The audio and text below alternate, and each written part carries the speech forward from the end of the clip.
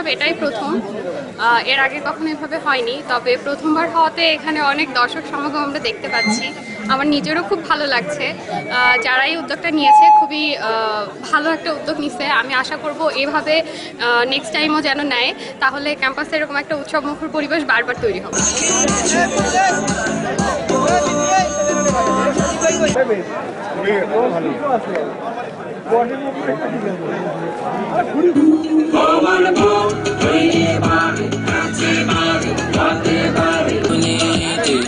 দেখা যাচ্ছে অনেকগুলা ঘুড়ি আকাশে, ঘুড়ি কিন্তু কাটতে হবে, শুধু উড়ালেই হবে না, ঘুড়ি কিন্তু কাটতে, কাটাই খেলা, খেলাই কাটা। ঘুড়ি তারই মাঝে একটি দেখতে পাচ্ছি, মাত্র উঠলো একটি ঘুড়ি।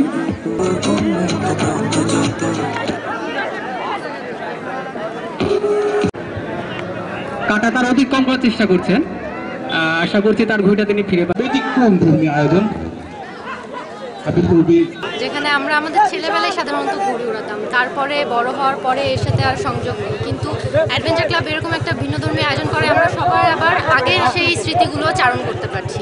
ছেলেবেলায় কীভাবে ঘুড়ি উড়াতাম, রঙ বেরঙের ঘুড়ি বানাতাম, সেগুলো এখানে দেখে আসলেই খুব ভালো লাগছে এবং আগেকার কথা মনে। এখানে একে অপরের ঘুড়ি কাটছে এবং ঘুড়ি কাটার যে মজাটা সবাই মিলে উপভোগ করতে পারছে। এবং সত্যি আসলে একটা থ্যাংক ইউ তো ডিজার্ভ করে অ্যাডভেঞ্চার ক্লাব এই ধরনের আয়োজন করার জন্য, এবং সামনে আমরা এ ধরনের আরও আয়োজন আশা করি।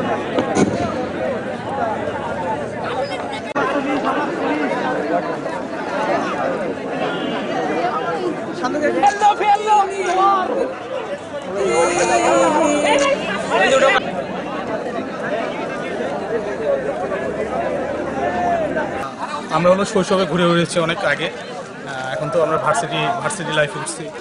দেখা যায় যে আমরা মানে ক্লাসের ফাঁকে কোনো সময় পাই না যে আমরা অন্য খেলাধুলা অথবা ঘুরে উৎসব এরকম মানে ঘুরে ওড়ানো এরকম কোনো টাইম পাই না। যার কারণে এখন মানে আমাদের ক্যাম্পাসে আমাদের একটা থেকে আর কি মানে ক্লাব থেকে উদ্যোগ নিয়েছে ঘুরে উৎসব আর কি, এটা আমরা অনেক মানে খুশি আর কি। আজকে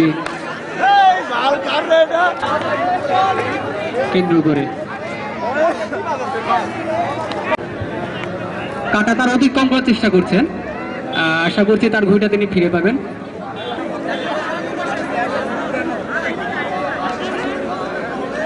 সত্যিকার অর্থে যে শৈশবে ফিরে যাওয়ার যে আমাদের বাসনাটা মানে কাজ করে ভিতরে, কিন্তু সেটা কিন্তু আসলে সম্ভব নয়। তো সেটার একটা প্রয়াস এবং সেটার একটা অনুভূতি আমরা বর্তমানে দেখতে পাচ্ছি, এই কারণে খুবই ভালো লাগছে। আমরা আশা করব যে এই ক্লাবটি পরবর্তীতেও আমাদেরকে এরকম বিভিন্ন ধরনের অ্যাডভেঞ্চারাস যে কর্মক্রিয়া এগুলো আমাদেরকে উপহার দিবে এবং আমরা ভবিষ্যতেও এই কর্মধারা অব্যাহত রাখবো।